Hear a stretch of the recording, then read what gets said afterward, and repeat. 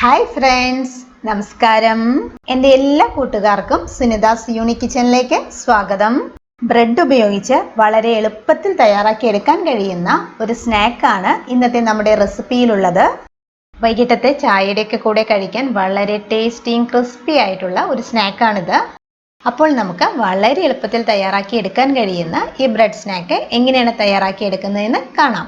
നമ്മുടെ സ്നാക്ക് തയ്യാറാക്കിയെടുക്കാൻ വേണ്ടിയിട്ട് ഞാനിവിടെ 6 സ്ലൈസ് ബ്രെഡാണ് എടുത്തിട്ടുള്ളത്. ഞാനിവിടെ 6 സ്ലൈസ് ബ്രെഡും ഇതുപോലെ ട്രയാങ്കിൾ ഷേപ്പിൽ കട്ട് ചെയ്തെടുത്തിട്ടുണ്ട്. ബ്രെഡിൻ്റെ സൈഡ് ഭാഗമൊന്നും കട്ട് ചെയ്ത് മാറ്റേണ്ട ആവശ്യമൊന്നുമില്ല. അപ്പോൾ നമ്മുടെ ഈ സ്നാക്ക് തയ്യാറാക്കിയെടുക്കാൻ വേണ്ടിയിട്ട് ഒരു ബാറ്റർ റെഡിയാക്കി എടുക്കണം. അതിന് വേണ്ടിയിട്ട് ഒരു മിക്സിംഗ് ബൗളിലേക്ക് 1 കപ്പ് കടലമാവ് എടുത്തിട്ടുണ്ട്. ഞാനിവിടെ 100 ഗ്രാം കടലമാവാണ് എടുത്തിട്ടുള്ളത്. ഇനി ഇതിലേക്ക് ആഡ് ചെയ്ത് കൊടുക്കുന്നത് 3 ടേബിൾ സ്പൂൺ അരിപ്പൊടിയാണ്. അപ്പത്തിനും പത്തിരിക്കൊക്കെ ഉപയോഗിക്കുന്ന വറുത്ത അരിപ്പൊടി ഉണ്ടല്ലോ, അതാണ് എടുത്തിട്ടുള്ളത്. ഇനി ആഡ് ചെയ്ത് കൊടുക്കുന്നത് ഒരു ചെറിയ സവാള ഇതുപോലെ ചെറുതായിട്ട് അരിഞ്ഞെടുത്തിട്ടുള്ളതാണ്. ചെറുതായിട്ട് അരിഞ്ഞെടുത്ത മല്ലിയില ആഡ് ചെയ്ത് കൊടുക്കാം. ഇനി ആഡ് ചെയ്ത് കൊടുക്കുന്നത് ചെറുതായിട്ട് അരിഞ്ഞെടുത്ത കറിവേപ്പിലയാണ്. ഇനി നമ്മുടെ എരിവിന് ആവശ്യത്തിന് വേണ്ട പച്ചമുളക് ആഡ് ചെയ്ത് കൊടുക്കാം. ഞാനിവിടെ 2 പച്ചമുളകാണ് എടുത്തിട്ടുള്ളത്.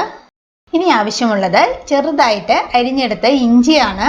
ഒരു ചെറിയ കഷ്ണം ഇഞ്ചി മതിയാകൂട്ടോ. ഇനി ഇതിൻ്റെ കൂടെ 1/2 ടീസ്പൂൺ മുളക് പൊടി ചേർത്ത് കൊടുക്കാം.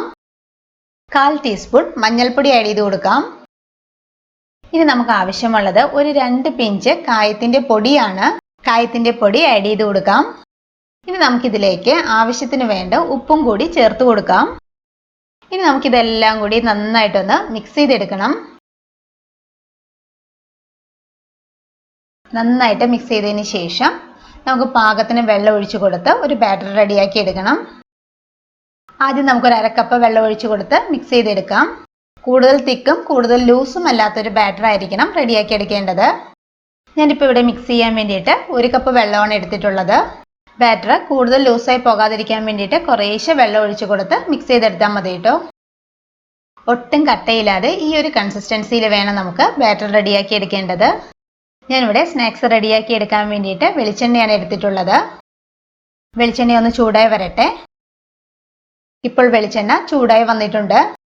ഇനി നമ്മൾ തയ്യാറാക്കി വെച്ചിരിക്കുന്ന ബാറ്ററിലേക്ക് കട്ട് ചെയ്ത് വെച്ചിരിക്കുന്ന ഓരോ ബ്രെഡ് പീസും നന്നായിട്ടൊന്ന് ഡിപ്പ് ചെയ്തെടുക്കണം. ബ്രെഡിൻ്റെ 2 സൈഡും ബാറ്ററിൽ നന്നായിട്ട് കോട്ട് ചെയ്ത് വരണം. എന്നിട്ട് ചൂടായ എണ്ണയിലേക്ക് ഇട്ട് കൊടുക്കാം. ഒരു മീഡിയം ഫ്ലെയിമിൽ തന്നെ നമുക്ക് സ്നാക്സ് ഫ്രൈ ചെയ്തെടുക്കാം.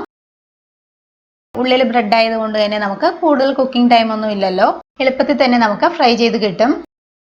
ഒരു സൈഡ് ഏകദേശം ഫ്രൈ ആകുമ്പോഴേക്കും നമുക്ക് തിരിച്ചിട്ട് കൊടുക്കാം. അങ്ങനെ നമുക്ക് 2-3 പ്രാവശ്യം തിരിച്ചും മറിച്ചും ഇട്ട് കൊടുത്ത് ഫ്രൈ ചെയ്തെടുത്താൽ മതിയാകും.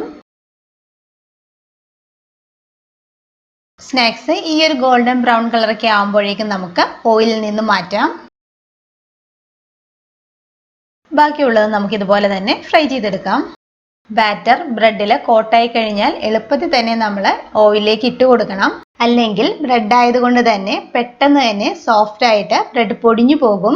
അപ്പോൾ ഇത്രയേ ഉള്ളൂ. ബ്രെഡ് മുഴുവനും ഞാനിവിടെ ഫ്രൈ ചെയ്തെടുത്തിട്ടുണ്ട്. വളരെ ക്രിസ്പി ആയിട്ടുള്ള ഒരു സ്നാക്കാണിത്. അതുകൊണ്ട് തന്നെ നമ്മളിത് ചൂടോടെ കഴിക്കുമ്പോഴാണ് കേട്ടോ കൂടുതൽ ടേസ്റ്റ്.